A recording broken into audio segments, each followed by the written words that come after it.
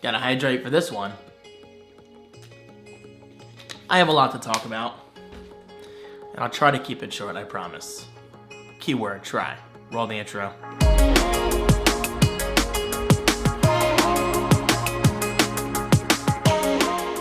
Hello guys, how are you? My name is David Franco, and welcome to another Geek Update video. I've had people say, David, are Geek Updates dead? Are they gone again? No. Guys, come here, listen to me. You listening? Geek Updates are not going anywhere. I can promise you that this time, alright? Geek Updates are not going anywhere anytime soon. But the thing is, I don't want to record just to record. I only want to record a Geek Update when there's something truly passionate to talk about. So in other words, I want it to be good. And today, today I have a lot to say, guys. So all the important press conferences have officially wrapped up. Yes, of course, E3 goes all week, but all the important stuff has been announced. And of course, I might miss some things here and there, so please don't get too angry in the comments. But with that said, I did make an entire list of things I want to talk about today. So today's Geek Update, it's all about E3 2019 and my personal recap, my personal thoughts. So let's jump right into it. Starting out with Microsoft. I gotta say this right off the bat, guys. I've seen a lot of hate around Microsoft saying, oh, Microsoft's presentation sucked. They didn't really show much. I thought they showed a lot. I thought they showed a lot. At least they showed up. Sony.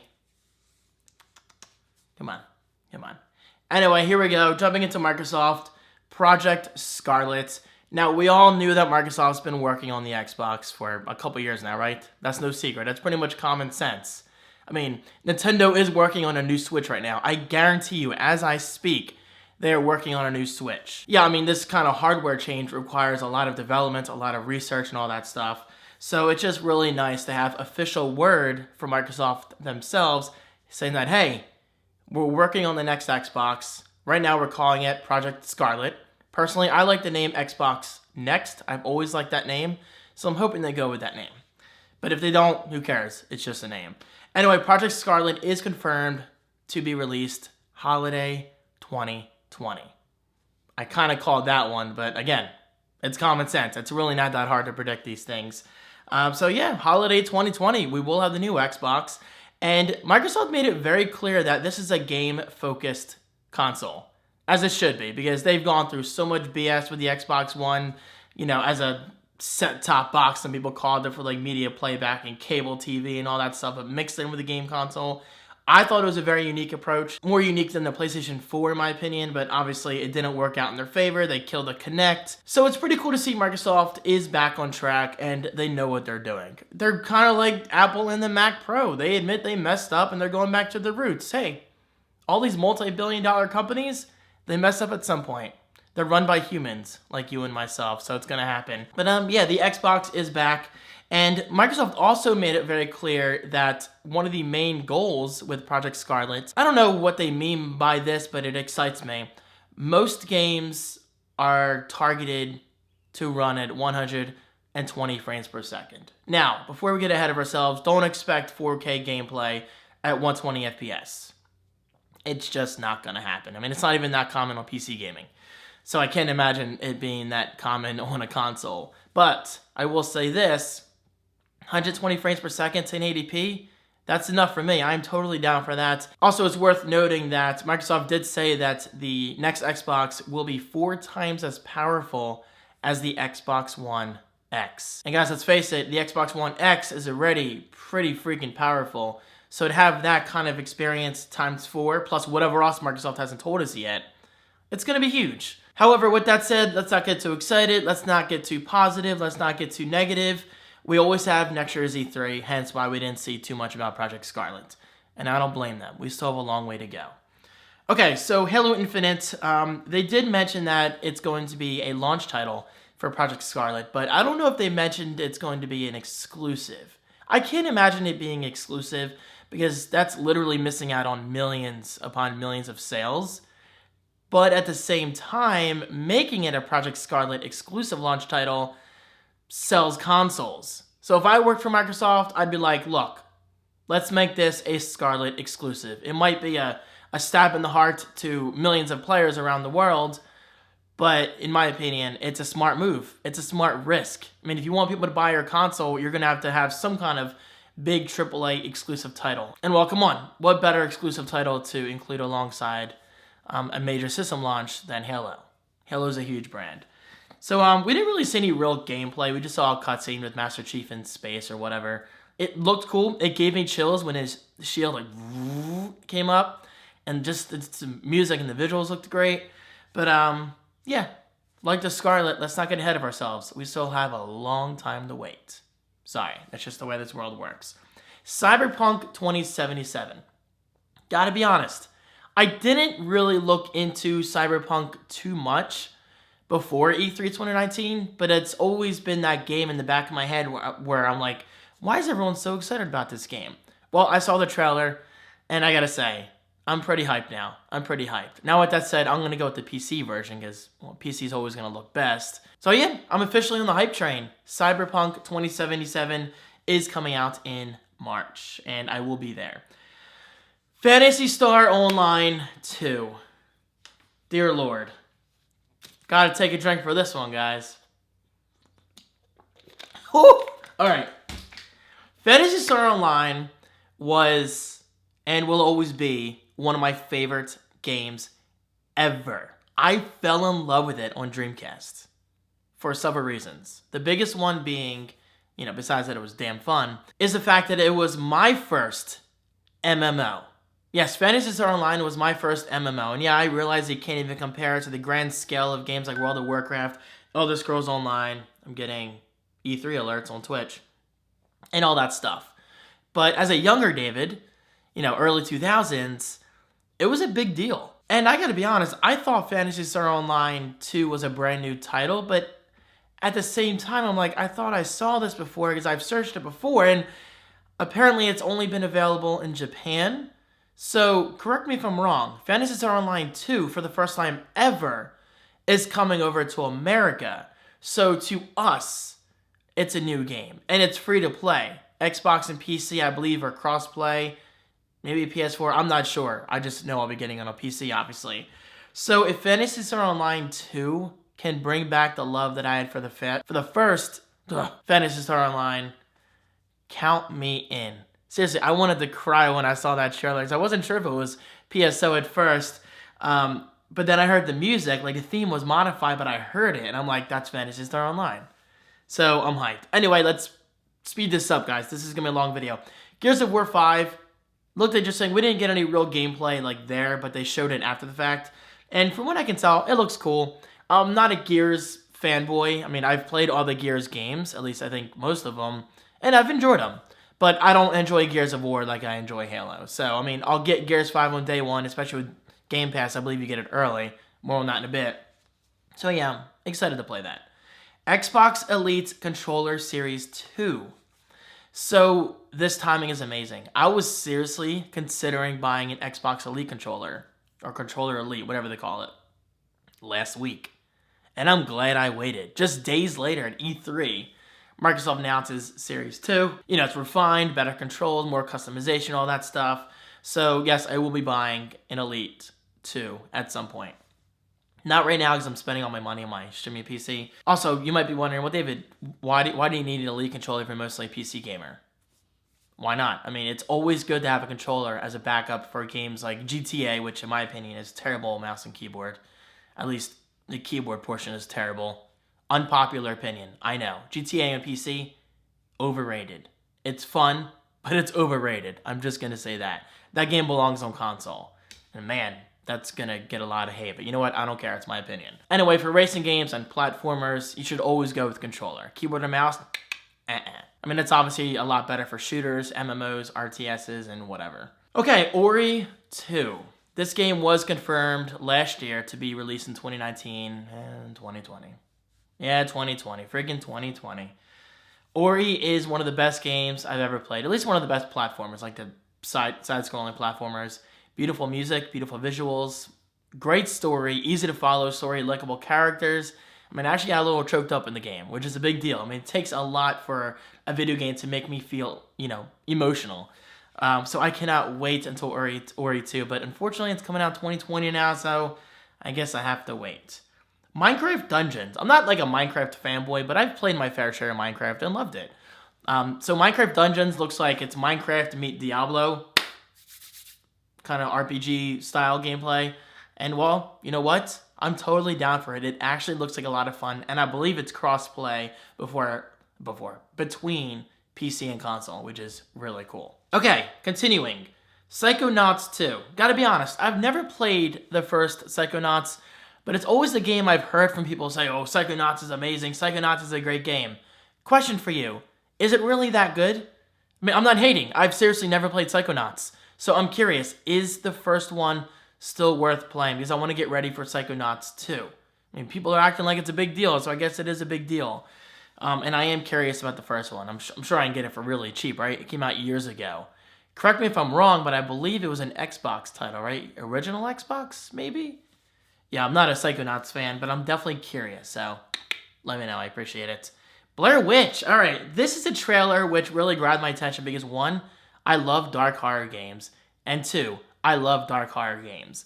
And they showed towards the end of the trailer this person standing in a dark room staring at the corner. And I'm like, that looks like the Blair Witch movie. And then, what do you know, the whole Blair Witch symbol comes up and it says Blair Witch. I'm like, dude, I called it.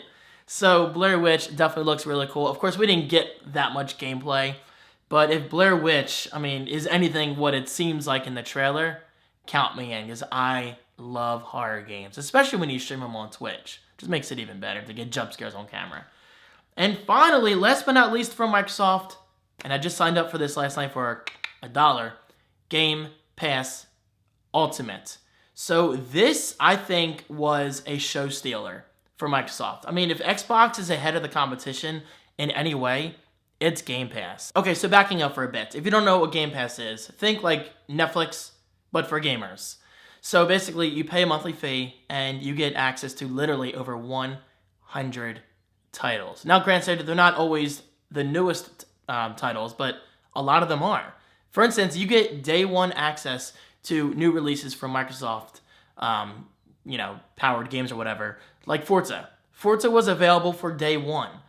And because I'm a Game Pass member, I feel like I got the game for free. That's a great deal. I mean, why pay $60 for a brand new game if you can pay $10 monthly for that game on top of hundreds of other games? And guys, as a Twitch streamer, this is a big deal. I mean, if you stream on Twitch, you know exactly what I'm talking about. You're always looking for something new. Games like Siege and Blackout might get old after a while, so why not dig deep into that Game Pass library and find something new or old to play? I mean, for $10 a month, it's a steal. But with Game Pass Ultimate, it's $15. So basically, you get Game Pass for Xbox, Game Pass for PC, which is a bigger deal for me nowadays, and you get your Xbox Live membership for $15 a month. That's a steal. I believe I pay more than that now for Netflix. Now, granted, I use Netflix obsessively. I use Netflix every single day. I can't imagine my life without it. So obviously, it's worth whatever I pay. I forget now, they were always raising the price. Anyway, as you can see, I'm getting quite passionate. Game Pass Ultimate, as a Twitch streamer, as a content creator who's always looking for new games to stream, and just play in general, Game Pass Ultimate is a steal. And also, don't forget, you'll be getting games like Gears 5 early as a Game Pass subscriber. That's a big deal. You actually get one of this year's biggest games early just for paying that fee. So, I'm going to say it again. If Xbox is ahead of the competition in any way, it's Game Pass. It's an absolute steal. And as a PC gamer or Xbox gamer, you need to check it out. The first month right now is $1. I mean, why wouldn't you sign up for $1? A coffee costs more than that. Okay, so overall, I thought Microsoft's showing was solid. I mean, nothing blew my mind, but I definitely had a few nice surprises, especially the sequel to Phantasy Star Online. That just stole the show for me, besides Game Pass Ultimate. But man, Phantasy Star Online, I am there on day one. I'm going to grind it so hard. All right, so Nintendo, they didn't show a ton of games that blew my mind, but they definitely had a handful of titles that I'll be buying on day one. Number one. Soak up your tears, David. Soak up your tears. Animal Crossing, New Horizons. It's official. This is the game Okay, Animal Crossing is like one of those games where it really gets to me. It really gets to me. In a good way, of course. Like, I love Animal Crossing. Overall, it's just a feel good experience. Going fishing, collecting your fruit, going to your friends' towns, getting their fruit, selling it for profit, digging up fossils, building up the museum collection, and building your house, decorating your house, upgrading Tom Nook's shop, going wherever. Like, it's the ultimate chill game. Like, if you have never played Animal Crossing, please do yourself the favor and pick up an older Animal Crossing for cheap. Animal Crossing City Folk's amazing, Wild World is good, and arguably New Leaf is the best one in the series because they did a lot of good stuff with this series. David, you gotta slow down when you talk. I just get passionate, guys. Like, I love Animal Crossing. So, New Horizons visually looks incredible. They've introduced some new things like vaulting over water, which is crazy good. So, if you don't play Animal Crossing, you don't know what that really means to us, Animal Crossing players. Let's just say it's a big deal. It's a huge, huge time saver. The only thing that crushed my little heart, 2020. Nintendo last year basically said, hey, look, Animal Crossing's coming out in 2019. I was like, yay. They didn't show any gameplay, so I was like, okay, I'll wait. Then I was really anxious for yesterday, and they showed it. They ended it with a date, and I nearly cried on stream. 2020. March 2020. You're building your city. New Horizons. 2020! No! We gotta wait a year! Look at this! Look at this hustler! Look at him! I mean, come on, let's face it. We have so much to play throughout 2019 anyway. So it's whatever. And honestly, a game as big as and as important to me as Animal Crossing, I want Nintendo to take their time. And they actually repeated themselves quite a bit during the Treehouse stream, which was a lot of fun to watch, by the way. I mean, they seemed apologetic. I mean, they seemed like they genuinely were sorry to delay one of their biggest releases of 2019 into 2020. So that's, I respect. I can wait, and it's going to be worth it. That's going to be so much fun to stream. Breath of the Wild sequel. I don't think anybody saw this coming. Like, I love Breath of the Wild. I'm not some Zelda fanboy, but I gotta say, Breath of the Wild is by far the most fun I've ever had with a Zelda game. Mainly because it's open world, the music was incredible, the combat was legit a lot of fun, and I like the fact that you didn't have to go through a linear story just to get to the final boss. Now, of course, I did do all the bosses before the final boss, but the fact that you can go to the final boss before doing anything before that, that's really cool. That's really cool. I mean, I don't recommend that because you're going to get your ass kicked, but it's just really neat that Nintendo actually allowed you to do that. Like, that's truly an open world experience, and I wish other games would allow you to do that. So hopefully they can kind of like set the bar for open world adventures in the future. All right, so that looks really cool. Luigi's Mansion 3. This looks great. I loved the first one on GameCube. Unfortunately, I never got around to playing Luigi's Mansion 2. Was that on 3DS? It probably was, because I'm not a big 3DS gamer. Just because it's mobile. I'm just not a big mobile gamer. I would much rather sit down in a chair like this or my couch or whatever and just enjoy a game. Yeah, I realize you can do this on a couch or in this chair. That's not what I'm saying. I mean, I want like a better experience visually, you know, a TV, monitor, whatever, and audibly. A nice headset, nice surround sound, all that good stuff. Siri, stupid! Siri's talking to me in the background. I mean, good job, good job. She did something for TV. Anyway, Luigi's Mansion 3 looks really good. It looks really, really good. The new slam mechanic looks very satisfying. And it has online co-op. Online co-op is a big deal, guys, so I will definitely be doing that on Twitch. Link's Awakening. Never played Link's Awakening as a kid. Please don't hate. Please don't hate. I can't play every game. I say that for a reason, because Link's Awakening, as far as I can tell from other gamers, is one of the best Zeldas to date. Just never got around to playing it as a kid. I don't know. So, I'm happy to say Link's Awakening is coming to the Switch, which apparently we heard about a while ago, but I forgot about it because, again, I'm not a Zelda fanboy. I don't really think about Zelda too much. But Link's Awakening looks really good. Like, it actually looks really good. And I'm quite excited to play it, so that will definitely be a day one purchase for me. And finally, Pokemon Sword and Shield. Not a big Pokemon fan. I know, I'm probably like murdering so many people today. Just, I'm more of like a Mario and Donkey Kong kind of gamer. But Pokemon Sword and Shield, I didn't look into it too much, but as far as I understand, it's a core style Pokemon game on the Switch, not the 3DS for once, thank God. So that's definitely a game that I will be buying on day one. And I think it comes out this year, right? Like very, very soon. So I will be playing that on Twitch. Ubisoft, let's talk about you real quick. Your conference sucked. It was pretty bad. Like it was pretty bad, guys. Watch Dogs Legion looks amazing. Like it actually looks really good. The fact that you can take control of pretty much any character in the game, it literally takes the N out of NPC, non-playable character. So now it's a bunch of just PCs, politically corrects. Not really. That's a stupid joke that doesn't even apply. But seriously, Watch Dogs Legion looks incredible. I loved the first Watch Dogs 1 and 2, especially 2. 2 was really cool. I just loved the whole hipster vibe in the presentation. It was really, really fun to play. So Watch Dogs Legion looks even better. And Rainbow Six Quarantine. I love Siege. Like, I'm a huge fan of Siege. But I have zero interest in Rainbow Six Quarantine. Yeah, I might play it because I'm a Siege person. But aside from that, Quarantine, it just doesn't interest me at all. 3-player co-op doesn't get more boring than that. But then again, I've never been a zombies fan in Siege or Call of Duty for that matter, or anything. I'm not a big zombie gamer like hordes of enemies coming at me. I just find it to be kind of boring unless done right. But yeah, Rainbow Six Quarantine does nothing for me. Sorry. And to wrap up this super long Ubisoft segment, sarcasm, we did not even see a hint of a new Splinter Cell. Ubisoft, what are you doing? What are you doing?